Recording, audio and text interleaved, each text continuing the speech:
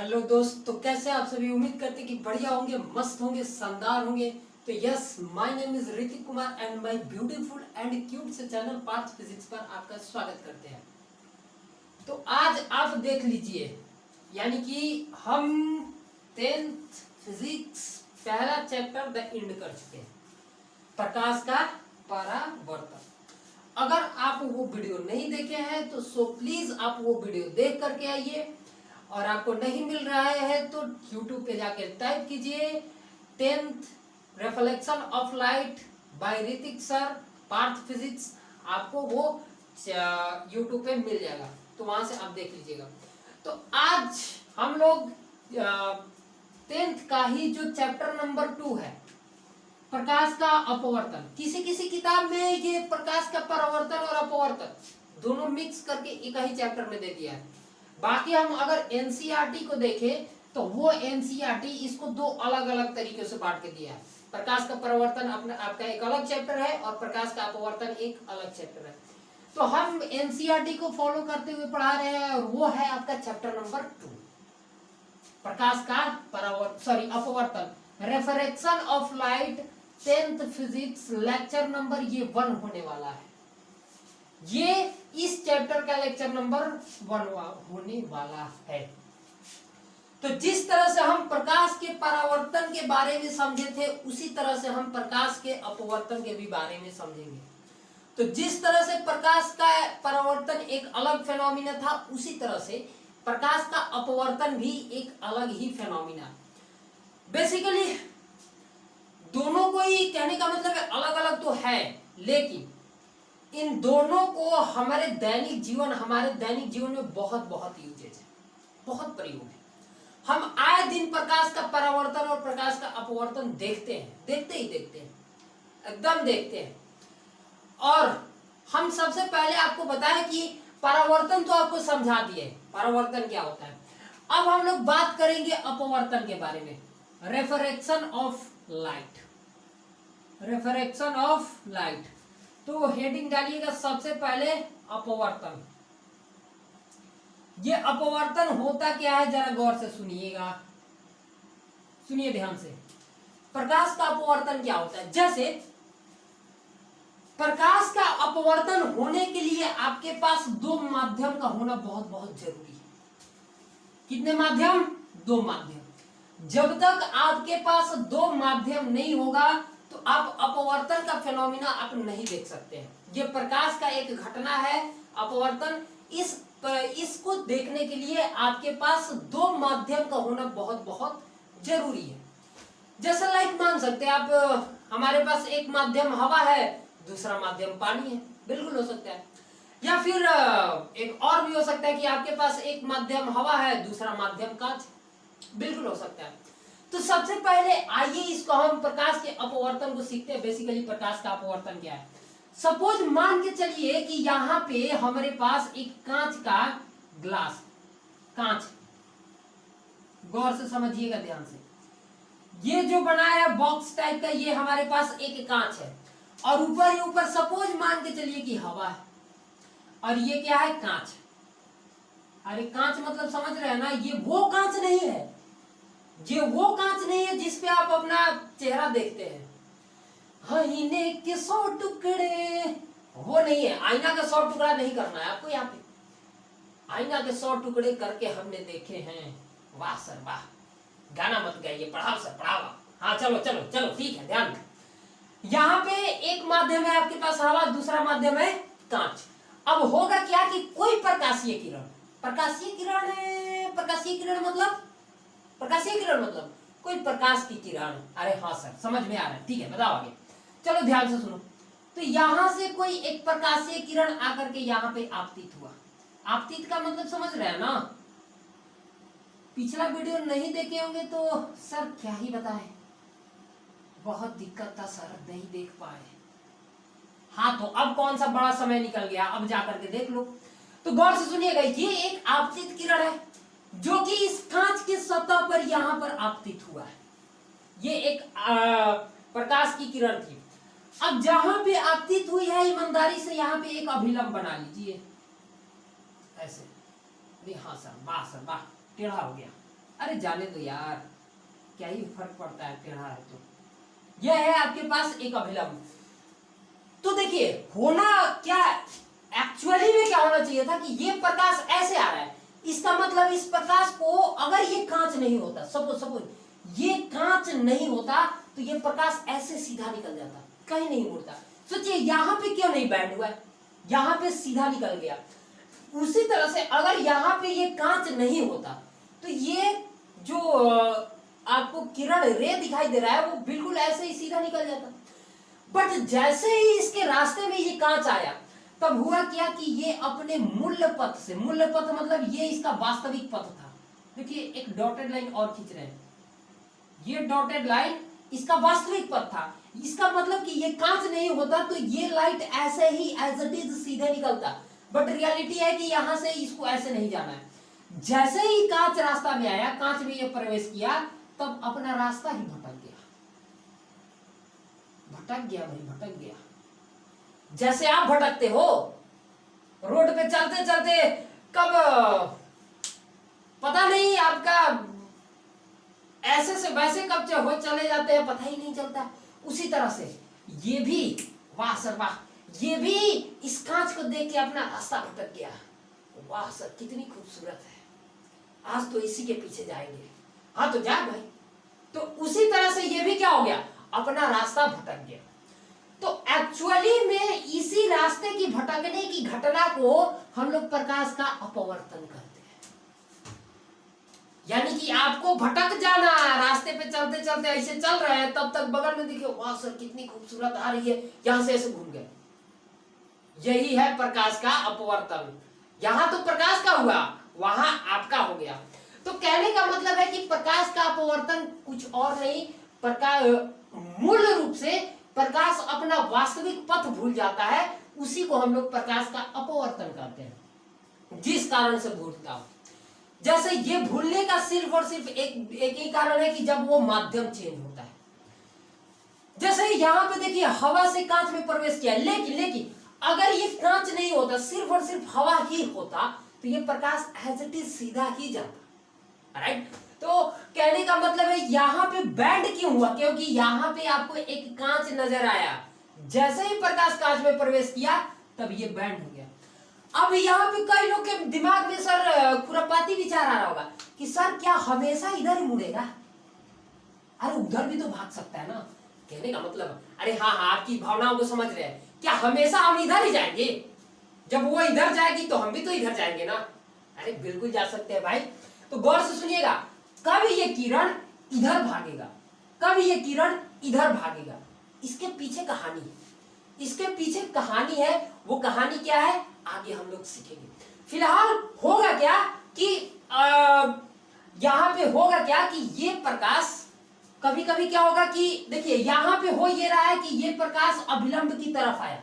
देखिए इसको जाना चाहिए था एक्चुअल में ऐसे, लेकिन यहां से बैंड होके किधर आया, ये था आपका अभिलंब, तो इस अभिलंब की तरफ बैंड हो गया। राइट। कभी कभी ऐसा भी होगा कि इसको तो ये मूल रास्ता था, तो अगली बार क्या होगा कि कुछ ऐसा केस में कि ये जो प्रकाश होगा ये अगली बार अभिलंब की तरफ बैंड नहीं होगा, अभिलंब से दूर भाग जाएगा, यानी कि ये रियल में इधर से निकल जाएगा। ऐसा भी होगा।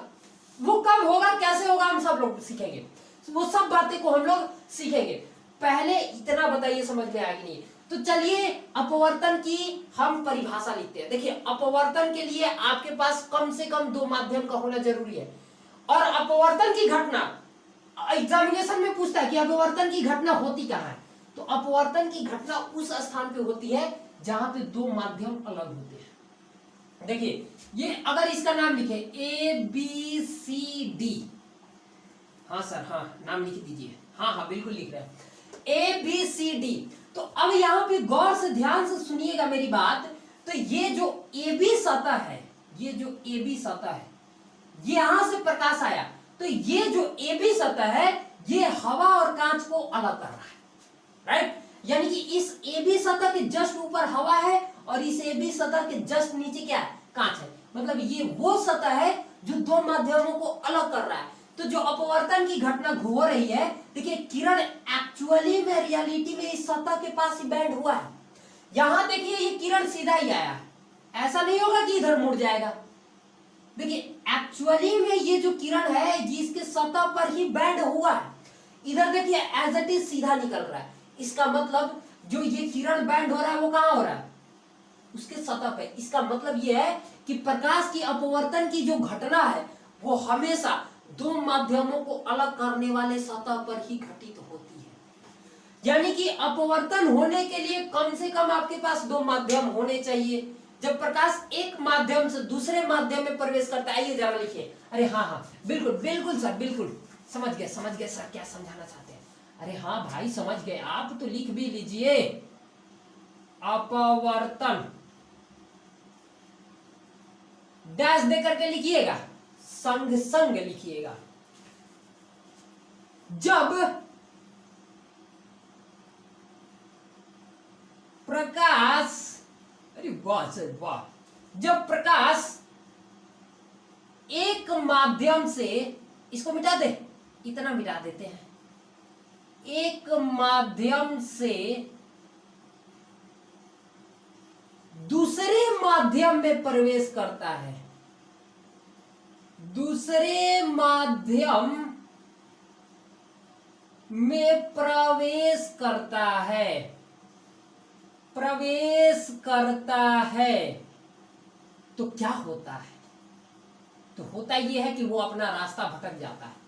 तो जब प्रकाश एक माध्यम से दूसरे माध्यम में प्रवेश करता है तो वह अपना मूल, तो प्रकाश, जब प्रकाश एक माध्यम से दूसरे माध्यम में प्रवेश करता है तो वह अपना मूल पथ से, अपना मूल पथ से भटक जाता है। जैसे आप भटक जाते हैं, अभी अभी भटक गए आप, अभी बिल्कुल सभी भटके हुए हैं, भटकना नहीं है और हमारा काम है आपको ट्रैक पे लाना, भटकाना नहीं है आपको। तो वह अपना मूल पथ से भटक जाता है, प्रकाश के इसी परिघटना को क्या कहते हैं? अपवर्तन कहते हैं। इसी घटना को अपवर्तन कहा जाता है, अपवर्तन कहा जाता है। जैसे में सर, जैसे में एग्जाम्पल बताइए, जैसे में हम लोग, ऐसा है क्या कि अपवर्तन अभी अपने आसपास कहीं देख रहे हो? हाँ बिल्कुल देख सकते हैं। अगर आप रात के समय में एकदम बाहर निकल जाइए, छत पे निकल जाइए, टहलने निकल जाइए कहीं पे, और अपना मुंडे को ऊपर करके देखिए ऐसे, तो दिखाई देगा आपको कि तारे टिमटिमा रहे हैं, झिकमक झिकमक। क्या वो रियलिटी में तारे ऐसे टिमटिमाते हैं? बुकबक करते हैं, कभी लगेगा ज्यादा लाइट कभी कम लाइट। क्या रियलिटी में ऐसा हो रहा है? नहीं भाई मेरे, वो रियलिटी में नहीं हो रहा, वो प्रकाश के अपवर्तन के कारण हो रहा है। क्योंकि सोचिए ना, वो कितना दूर है, वो जो तारा है वो हमारे से बहुत दूर है, और वहां से जो प्रकाश आ रहा है ना, वो ना जाने कई माध्यमों में प्रवेश करते हुए आ रहा है, पता नहीं कितने माध्यमों से गुजर रहा है। यानी कि हमारे और उसके बीच में, तारे के बीच में बहुत अनगिनत माध्यम हो सकता है, कई माध्यम हो सकता है। कहीं हवा मिलेगा, कहीं नहीं भी मिलेगा, कहीं बहुत बढ़िया हवा मिलेगा, कहीं नहीं भी मिलेगा। ऐसे करते हवा में घुसते निकलते फाइनली हमारी आंखों तक पहुंचता है। तो ऐसे में क्या होता है कि वो तारे हमको टिमटिमाते हुए नजर आते हैं, क्योंकि वहां पे बार बार प्रकाश का अपवर्तन होता है। जस्ट इसका एग्जांपल एक और है कि आपने बाल्टी में पानी रखे होंगे, तो आपको जस्ट इमेजिन हुआ होगा कि बाल्टी का जो वो पेंदी है, नीचे वाला तल, वो उठा हुआ नजर आता है। ऐसा लगता है कि नहीं लगता है?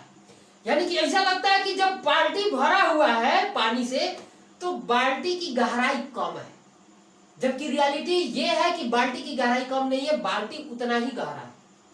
लेकिन जैसे उसमें पानी भर देते हैं तो हमको बाल्टी थोड़ा उठा हुआ नजर आता है, उसका जो सतह होता है, नीचे वाला सतह, वो हल्का सा उठा हुआ नजर आता है।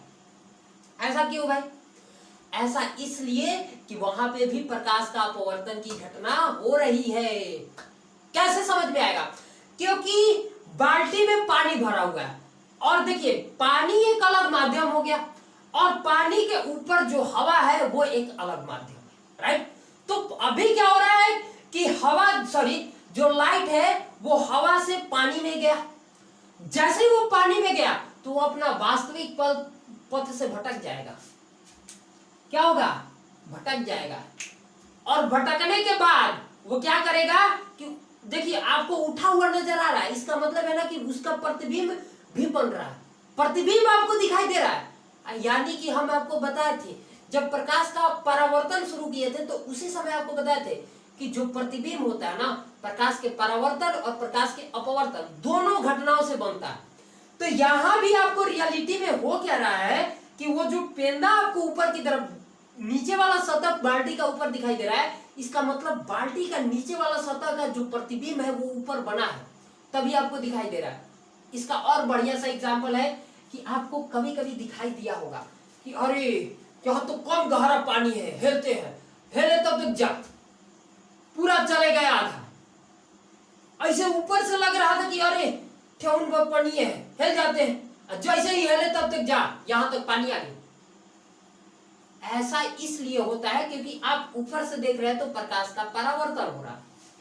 तो कभी कभी तालाब में जब आप इंटर करते हैं, तालाब में देखते हैं, तालाब को ऊपर से देखते हैं तो आपको तालाब की गहराई कम मालूम प्रतीत होती है, कम प्रतीत होती है, जबकि रियलिटी क्या है कि वो गहरा है, बट आपको उसकी गहराई कम मालूम पड़ती है। वो सिर्फ और सिर्फ प्रकाश के अपवर्तन के कारण ही हो पाता है, राइट। कभी कभी और सारा और एग्जांपल और क्या ही बताए। हाँ देखिए, कभी आपने बाल्टी में एकदम जैसे आपके पास ये कोई सा भी पात्र है, कोई पात्र कहने का मतलब है कोई चीज है जिसमें पानी भरा हुआ है, ये पानी है और इसमें आप डंटा डाल दीजिए। डंटा एक तो आपको डालने का तरीका है, एक तो आप सीधा डालेंगे या एक टेढ़ा डालेंगे। तो हम सीधा वाले की बात नहीं कर रहे हैं, हल्का सा बैंड करके डालिएगा डंटा को। हल्का सा क्या करिएगा कि डंटा को ऐसे बैंड कर दीजिएगा, हल्का सा डंटा को बैंड करके डालिएगा।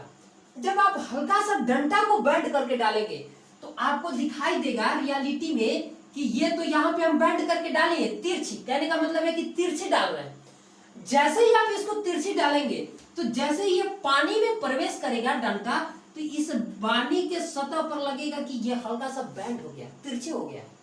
यानी कि रियलिटी में डंटा ऐसे डाल रहे हैं, जबकि लगेगा कि जो जहां पे पानी का सतह पे ये डंटा गया है उस सतह पे हल्का सा बैंड टाइप का लगेगा, हल्का सा टेढ़ा टाइप का लगेगा।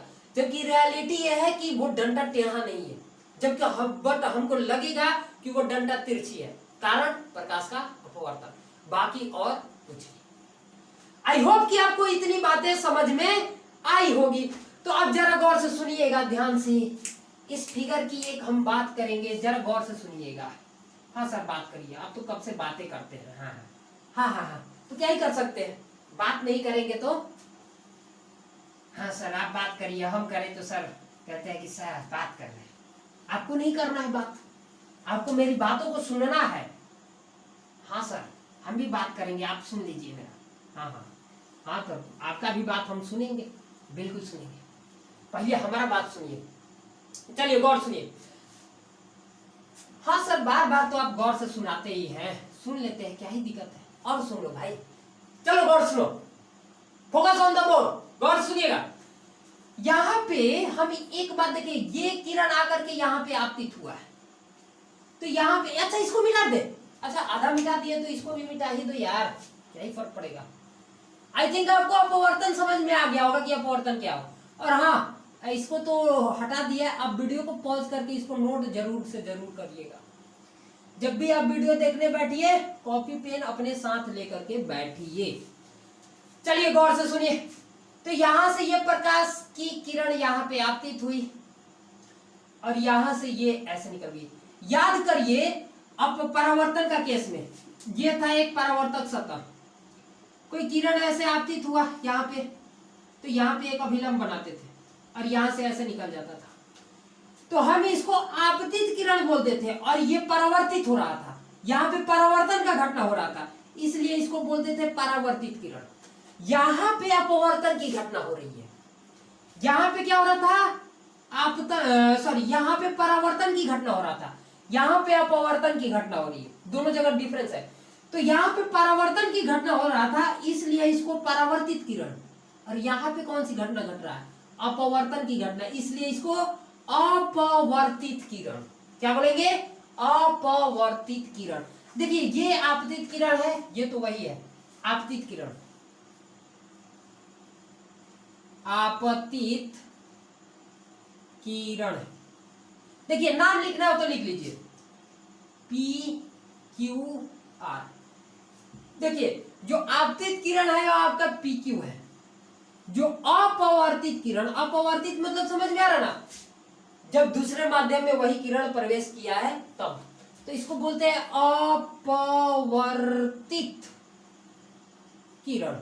जरा इसका नाम लिखिए, अपवर्तित किरण कौन है, QR है। उसी तरह से वहां पे एक बात हम यहाँ पे आपको बताए थे कि ये होता है एंगल I, राइट, राइट मित्रों। यानी आपतित किरण और अभिलंब के बीच वाले एक एंगल को क्या बोलते हैं, एंगल I, यानी आपतन कोण।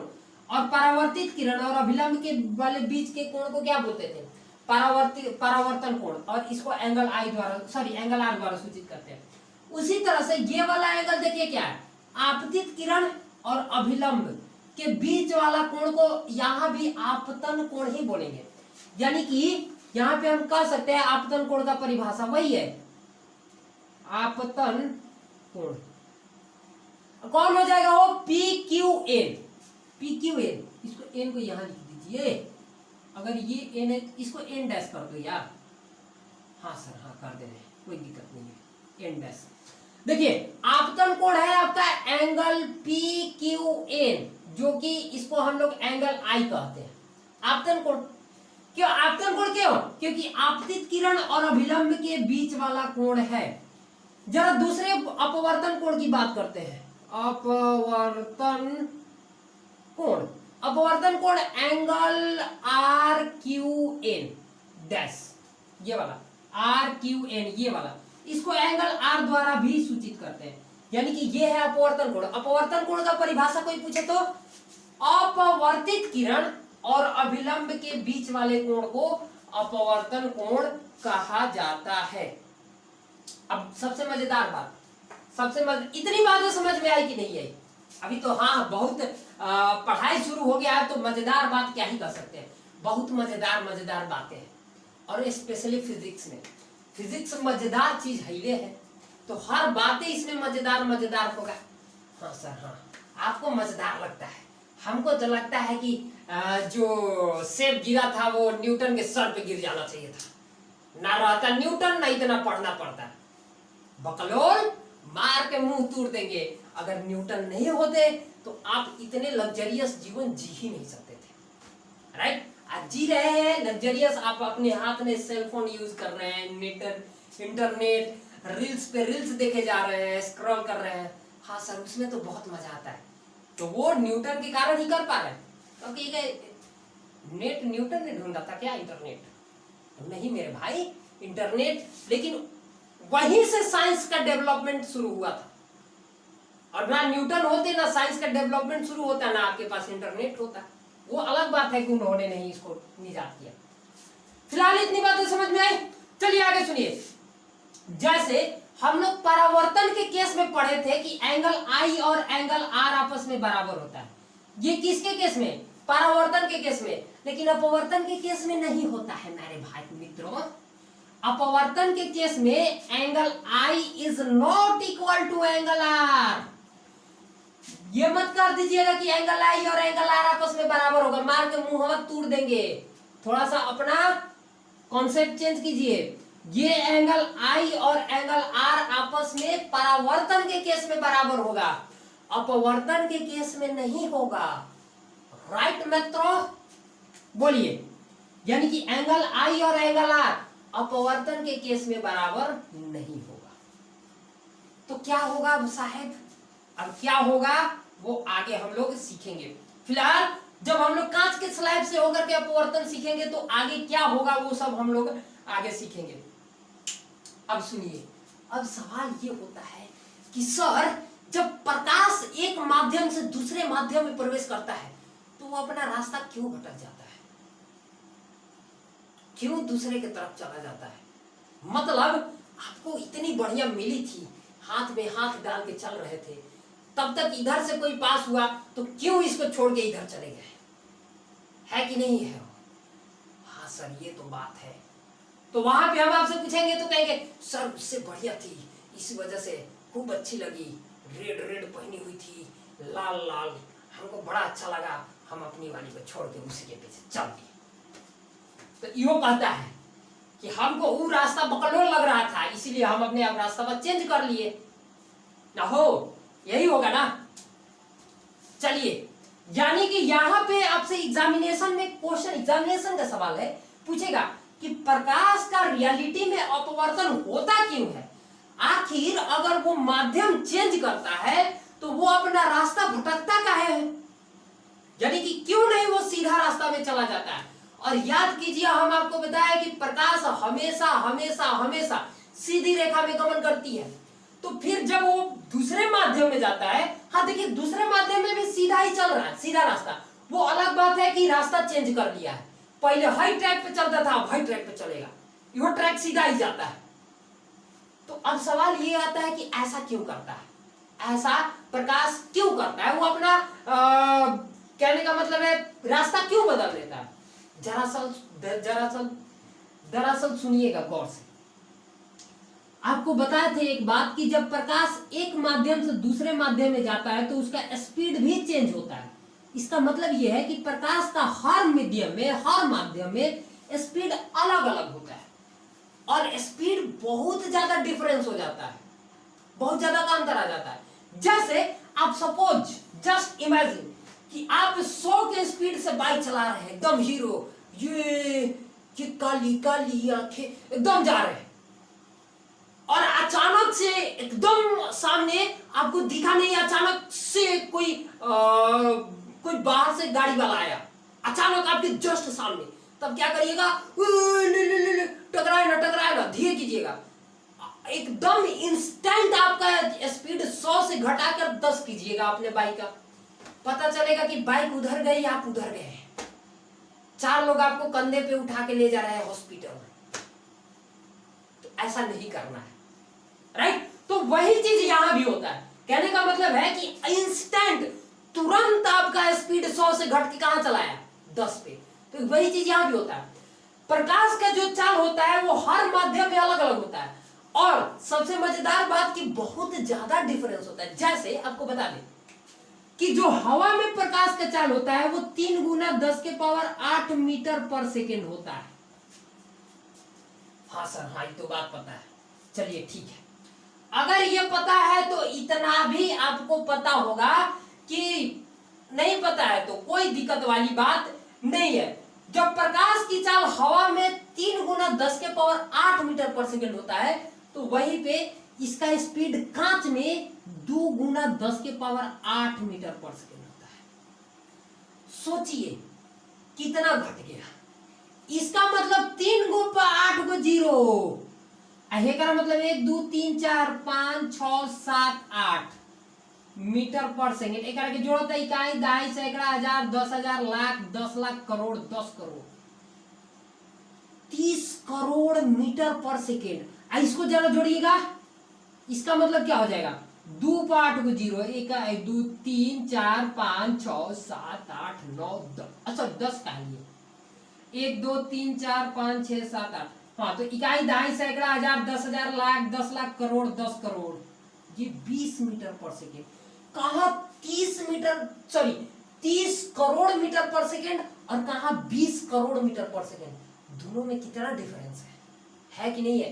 अचानक यहां पे देखिए हुआ क्या है ना, जैसे सपोज मान के चलिए ये वो सतह है जो इसके नीचे कांच है और इसके ऊपर क्या है? हवा है, और कोई किरण यहां तक आया तो यहां तक अभी भी हवा में ही है, यानी कि यहां पे जो प्रकाश आया है उसका स्पीड यही है 3 गुना 10 के पावर 8 मीटर पर सेकेंड।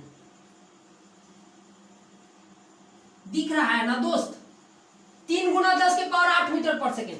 लेकिन जैसे ही ये इस सतह को क्रॉस किया सर, इसका स्पीड तुरंत घट के 2 गुना 10 के पावर 8 मीटर पर सेकेंड।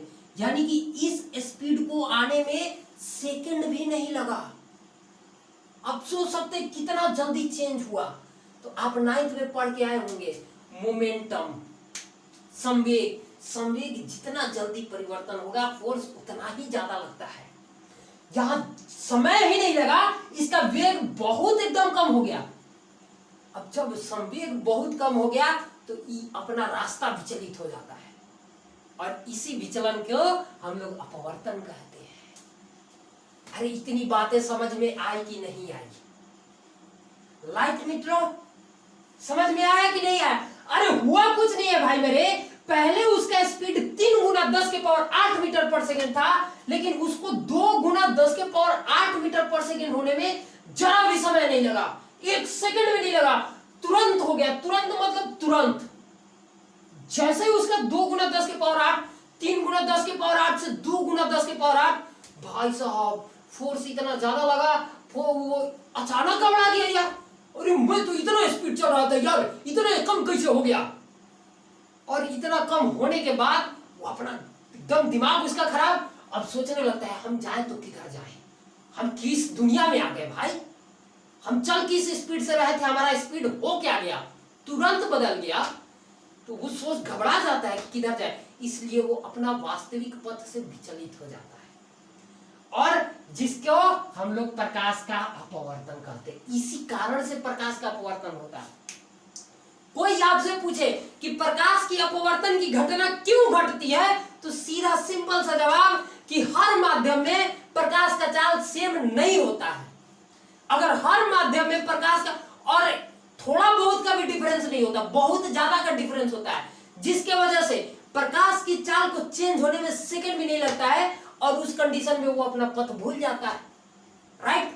वो अपना पथ भूल, पहले ये सोचता है कि हमारी स्पीड गया किधर, स्पीड सोचने में अपना रास्ता में भूल गया, जाना था उधर चल गया इधर। तो अब हम लोग बात करेंगे ये कि माध्यम कई प्रकार का होता है। तो सुनिएगा ध्यान से। माध्यम 2 प्रकार का होता है, यानी प्रकाश की चाल 2 प्रकार की माध्यमों में चलती है। आइए जरा उन दो माध्यमों के बारे में हम लोग डिस्कस करते हैं कि वो होता क्या है। पहला माध्यम होता है आपका विरल माध्यम,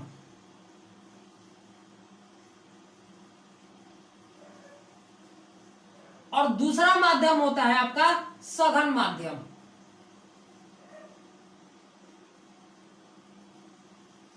अब देखिए, माध्यम एक कंपैरेबल मतलब कंपेयर करके बताया जाता है। कौन माध्यम सघन है, कौन माध्यम विरल है, इसको कंपेयर से बताया जाता है। ऐसे नहीं बता सकते हैं आप। जैसे हमको 2 माध्यमों का तुलना करना हो, जैसे एक माध्यम है हमारे पास पानी और एक माध्यम है हमारे पास हवा, यानी 2 माध्यम हमारे पास होगा, पानी और हवा। अब यहां पे हमसे पूछा जाए कि बताइए इन दोनों माध्यमों में से विरल माध्यम कौन है, सघन माध्यम कौन है? तो इन दोनों माध्यमों में से आपका विरल माध्यम हो जाएगा पानी और सघन माध्यम हो जाएगा सॉरी इन दोनों माध्यमों में से विरल माध्यम हो जाएगा हवा और सघन माध्यम हो जाएगा आपका पानी। राइट? तो अब हम बात करते हैं कि विरल माध्यम, अच्छा किस आधार पे माध्यम हवा विरल हुआ और पानी सघन हुआ? सुनिए ध्यान से। आप या तो स्पीड ऑफ लाइट से भी आप पता कर सकते हैं कि कौन माध्यम सघन है, कौन माध्यम विरल है, या आप ये उसके घनत्व के आधार पर भी आप ये डिसाइड कर सकते हैं कि वो सघन है कि विरल है। पहले स्पीड के आधार पर बताते हैं, देखिएगा गौर से। जिस माध्यम में प्रकाश की चाल सबसे ज्यादा होगा, सबसे ज्यादा का कहने का मतलब 2 माध्यम है, उस दोनों माध्यम में से उस माध्यम को सघन माध्यम उस माध्यम को विरल माध्यम कहेंगे जिस माध्यम में स्पीड ऑफ लाइट ज्यादा होगा। जैसे अगर हमको पानी और हवा में कंपेयर करना है कि कौन सघन है कौन विरल है, तो हम चुपचाप क्या करेंगे, एक लेजर लाइट ले लेंगे और एक बार उसको पानी में जला के देखेंगे और एक बार उसको हवा में जला के देखेंगे, और वहां पे दोनों जगह उसका स्पीड को कैलकुलेट करेंगे। जहां पे उसका स्पीड ज्यादा होगा वो हो जाएगा आपका विरल, और जहां पे स्पीड उसका कम होगा उसका वो हो जाएगा सघन।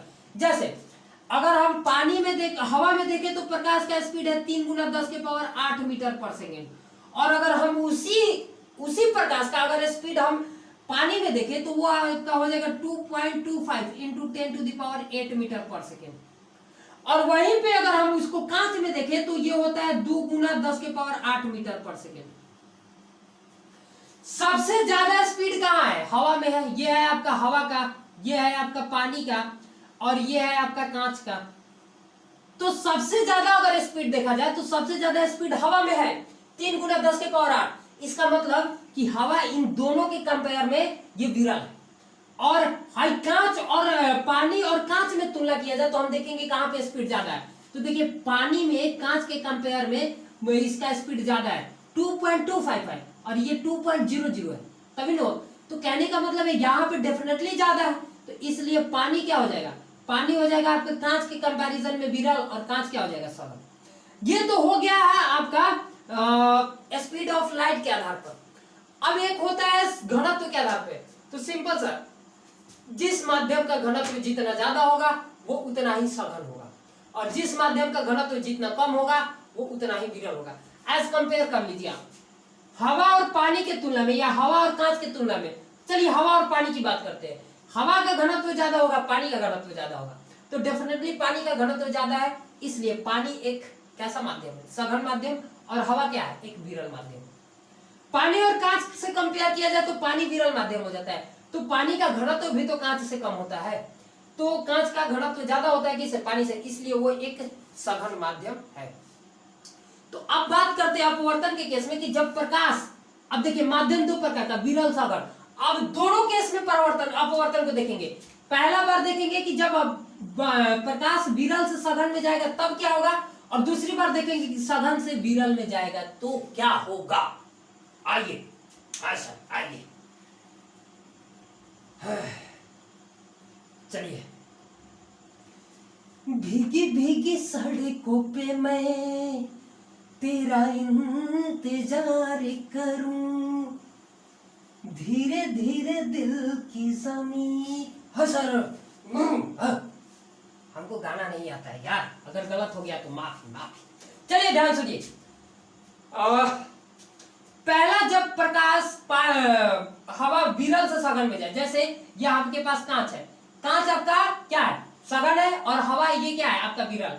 तो यहां से जब प्रकाश कांच में प्रवेश करेगा तो वो अभिलंब की तरफ झुकेगा, और इस कंडीशन में ये एंगल I है और ये एंगल R है, तो इस कंडीशन में एंगल I बड़ा होगा और एंगल R छोटा होगा। दूसरा केस समझते हैं, जब प्रकाश सघन माध्यम से विरल माध्यम में प्रवेश करे, जैसे ये कांच है और ये नीचे निकलेगा हवा में, तो यहां से ऐसे ये हो गया अभिलंब। तो जब प्रकाश सघन माध्यम से विरल में जाएगा तो वो अभिलंब से दूर भागेगा, ये एंगल I और ये एंगल R है, तो इस कंडीशन में एंगल I छोटा होगा, एंगल R बड़ा होगा। राइट। तो यहां पे पूछता है कि जब प्रकाश सघन विरल से सघन में जाएगा तो अभिलंब की तरफ झुकेगा, और जब सघन से विरल में जाएगा तो अभिलंब से दूर भागेगा। तो ये आज था चैप्टर नंबर 2 का वीडियो। तो आई होप कि आपको ये वीडियो अच्छा लगा हो, और अच्छा लगा है तो अच्छे अच्छे कमेंट करिएगा, वीडियो को लाइक करिएगा, और चैनल पे नए हैं तो प्लीज चैनल को सब्सक्राइब कीजिए और अपने दोस्तों तक जरूर शेयर कीजिए। तो आज के इस वीडियो में इतना ही, मिलते हैं अगले वीडियो में, तब तक के लिए जय हिंद, जय भारत। ऐसे ही पढ़ते रहिए, मुस्कुराते रहिए। All the very best.